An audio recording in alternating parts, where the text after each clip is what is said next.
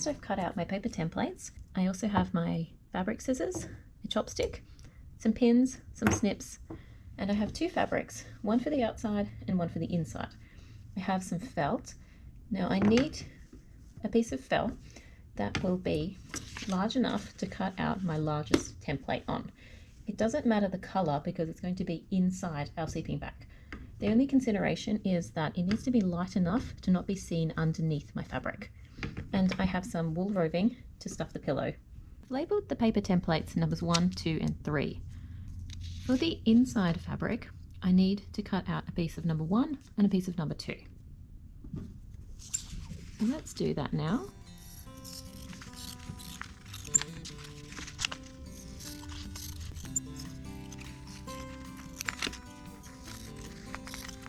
For the outside, I need a piece of number 1 and number 3.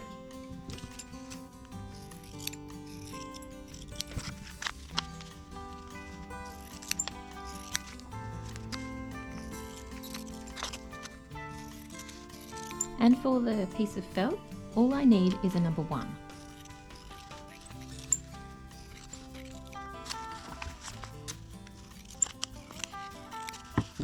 Now that I have all of my pieces cut out, I just want to take a moment to tell you about the sizes of the templates that I have. Each piece is 9 centimeters across or 3.5 inches. Number 1 is 14 centimeters long or 5.5 inches. And I have 3 pieces of these.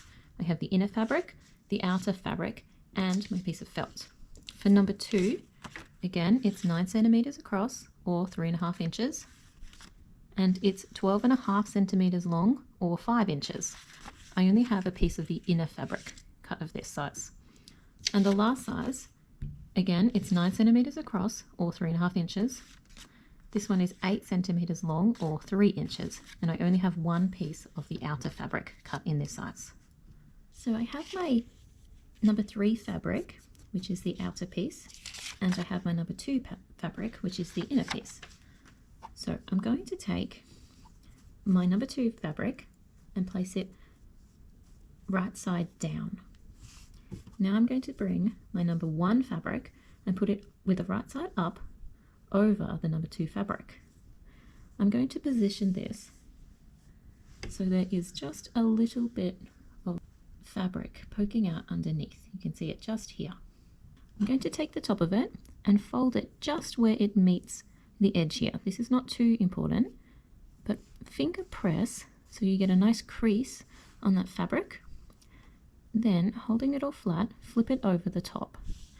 Now we're going to come and stitch along here to hold it all in place. Now we have the front part of our sleeping bag ready. We're going to sit this on top of the inner part of the fabric. It's going to sit like this. Now together these two pieces make the front part of the sleeping bag. Because we're making it to turn inside out, we're taking our outside fabric and we're placing it right side down over the top of both. And because we want it nice and comfortable, we're going to take our felt and put this on as well. Now we're going to take our pins and pin it all together. Make sure you go through all of the layers as you pin. And now this is what it looks like. It's a bit like a hamburger. I've got the felt, the outer layer, and then my little blanket on the inside and my inner layer. Now we're going to sew it. We need to start from just this corner. We're going to come all the way around and do just this corner. I want to leave this big opening here because that will make it much easier to turn it inside out in a moment.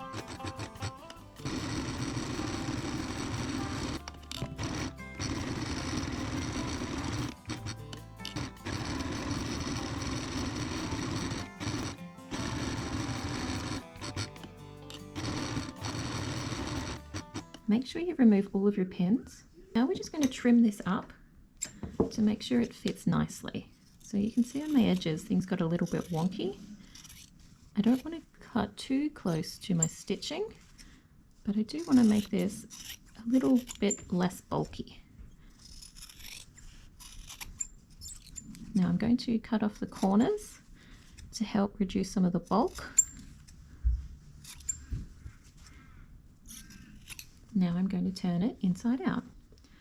I want to turn it so inside my layers here, I've got my felt, my outside layer and my inside layer. I'm going to turn it in through the inside and the outside layers.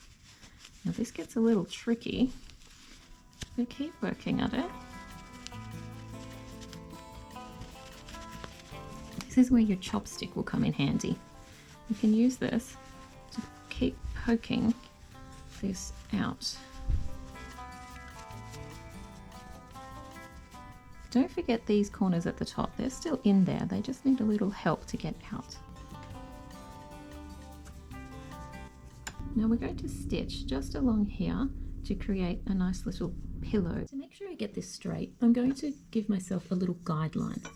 So I'm going to put it about here. I'm going to straighten this up as best as I can and create a little mark on there to give me a sewing guide. Now what we're going to do is add a little bit of our wool roving inside for the pillow.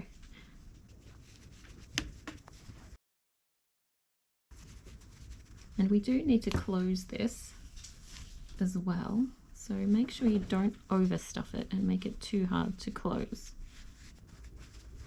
Now we're going to take the sewing machine, we're going to sew from this little section here all around back to the other part where we sewed previously.